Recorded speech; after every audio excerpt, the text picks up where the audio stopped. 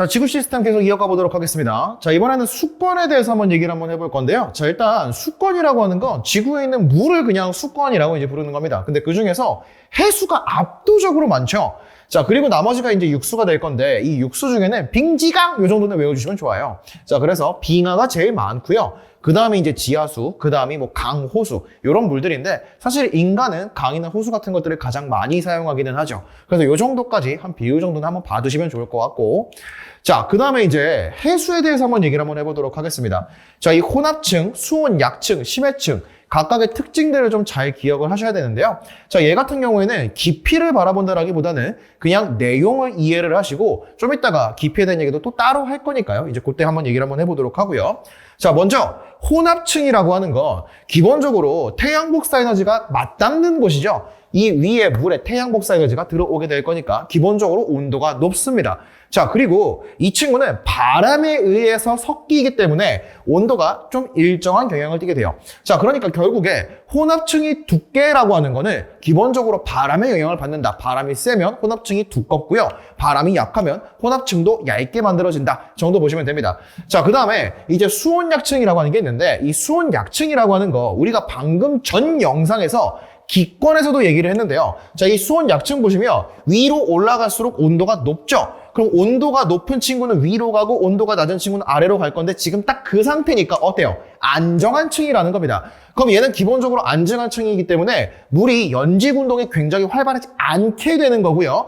그러다 보니까 혼합층과 심해층의 물질 그리고 에너지 교환을 차단하는 역할을 한다 정도로 이제 보시면 될 것 같습니다. 자, 그리고 심해층은 너무 안쪽에 있기 때문에 기본적으로 태양 복사 에너지가 도달하기가 좀 어렵고요. 자, 그래서 심해층 같은 경우에는 위도나 계절 이런 영향을 받지 않는 층이다 정도로 봐주시면 좋을 것 같습니다. 그래서 요거 정확하게 개념 잘 정리하시고요.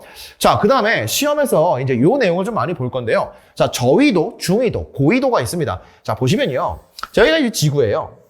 자, 그러면 이 적도 부분이 있죠? 여기를 이제 저위도라고 부를 거고요. 자, 그리고 여기가 중위도, 여기가 고위도. 이런 식으로 이제 생각을 하시면 되겠습니다. 자, 그러면 저위도, 중위도, 고위도에 따라서 혼합층의 두께가 좀 달라요. 자, 먼저 보시면 저위도라고 하는 것은 일단 어때요? 온도가 굉장히 높겠죠? 그러다 보니까 저위도의 수온은 굉장히 높게 형성되어 있는 걸 확인할 수 있겠습니다. 자, 그런데 저위도 같은 경우에는 바람이 잘 안 불어요. 그러다 보니까 혼합층의 온도는 높은데 기본적으로 두께가 얇다 정도를 생각해 볼 수가 있겠죠. 자, 그리고 중위도는 바람이 상대적으로 셉니다. 그러다 보니까 혼합층이 좀 두껍게 만들어진다라는 거 이제 확인할 수 있고요. 자, 그래서 요 그래프를 이렇게 옮기면 저위도 쪽에는 혼합층이 얇고요. 중위도로 가면 혼합층이 두꺼워진다. 요 정도의 개념도 같이 받으시면 좋을 것 같아요. 자, 이번에는 외권에 대해서 한번 얘기를 해보겠습니다. 자, 외권은 기권 바깥의 영역을 우리가 이제 외권이라고 하는데, 이 외권에는 지구 자기장이 있습니다. 자, 그래서 지구 자기장, 우리가 전 영상에 외핵에서 대류에 의해서 만들어진다라고 얘기를 했었고요. 이 지구 자기장이라고 하는 건 태양풍이라던가 우주선이라던가 이런 것들을 차단하면서 지구를 보호하는 역할을 한다 정도로 가볍게 봐두시면 되겠습니다. 자, 그러면 이제 마지막으로 정리를 한번 해볼 건데요. 자, 외권, 직권, 생물권, 수권, 기권. 자, 이 각각의 권역들은 서로 간의 상호작용을 굉장히 활발하게 하고 있다라고 이제 볼 수가 있는데, 이 상호작용에서 가장 대표적인 두 가지의 예시를 이제 말을 할 겁니다. 자, 이제 지구 시스템에 대해서 총정리를 한번 해보면요. 자, 지구 시스템의 가장 근원적인 에너지는 태양 에너지다라고 이제 볼 수가 있습니다. 자, 사실 태양 에너지가 거의 대부분이라고 보시면 되고요. 자, 이제 그 다음에 지구 내부 에너지 같은 게 있는데, 지구 내부에서 방사성 원소의 붕괴라던가 이런 걸로 이제 인해서 화산 활동이라던가 이런 것들을 일으키는 것들, 이런 것들이 이제 지구 내부 에너지에 의한 것이다 라고 볼 수가 있고요. 자, 조력 에너지라고 하는 건 달과 지구의 인력에 의한 거죠. 그래서 밀물이라던가 썰물이라던가 이제 이런 것들을 얘기할 수가 있겠다라고 이제 되는 겁니다. 자, 그러면 이제 여기에서 에너지에 의한 순환에 대해서 한번 얘기를 한번 해봐야 되는데, 가장 대표적인 순환으로 물과 탄소에 대한 얘기를 한번 해볼 겁니다. 자, 물의 순환이라고 하는 건, 자, 일단 태양 에너지가 있어요. 그러면 수권에 있는 물이 태양 에너지를 먹었죠. 그리고 나서 이제 증발하게 될 겁니다. 그럼 이 증발한 수증기들이 기권으로 이제 올라가게 되고, 여기에서 응결되면서 비라던가 눈이라던가 이런 기상현상에 의해서 내려오게 되는 거죠. 자, 그럼 그게 수권으로 들어가기도 하고요. 지권으로 내려와서 흘러가면서 이제 풍화라던가 침식 이런 것들을 일으키기도 하고 생명체가 그거를 받아 먹기도 하고요. 이런 식으로 물이 순환을 하면서 각각의 권역들에 영향을 주고 있다 정도로 이제 체크하시면 될 것 같고, 자, 그 다음에 이제 탄소에 대해서 한번 얘기를 해보면요.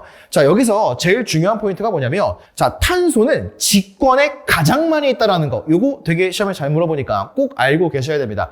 자, 먼저 생명체가 광합성을 하게 되죠. 그러면 기권에 있는 CO2를 가져와서 포도당이라던가 이제 이런 것들을 만들어내게 되고요. 자, 그 다음에 생명체가 다시 호흡 과정을 통해서 CO2를 위로 배출하게 되죠. 그러니까 생명체와 기권 사이의 상호작용에 의해서 탄소가 이동을 한다라는 거 볼 수가 있고요. 자, 그 다음에 여기에 있는 이산화탄소가 용해돼서 이제 수권 속으로 들어가기도 하는데, 수권에는 보통 탄소가 탄산이온이라던가 탄산수소 이온 이런 이온의 형태로 들어있게 됩니다. 자, 그리고 수권과 직권 간의 상호작용도 있는데, 직권에는 보통은 탄산염의 형태로 들어있는 경우가 굉장히 많다라는 거. 자, 그리고 다시 한번 탄소가 어디에 제일 많다? 직권에 가장 많다라는 것도 반드시 기억해 주셔야겠습니다. 자, 그래서 여기까지 하면은 일단 지구 시스템의 앞쪽 파트는 이제 끝났고요. 그리고 이제 다음 영상에서는 판구조에 대해서 얘기해 보도록 하겠습니다.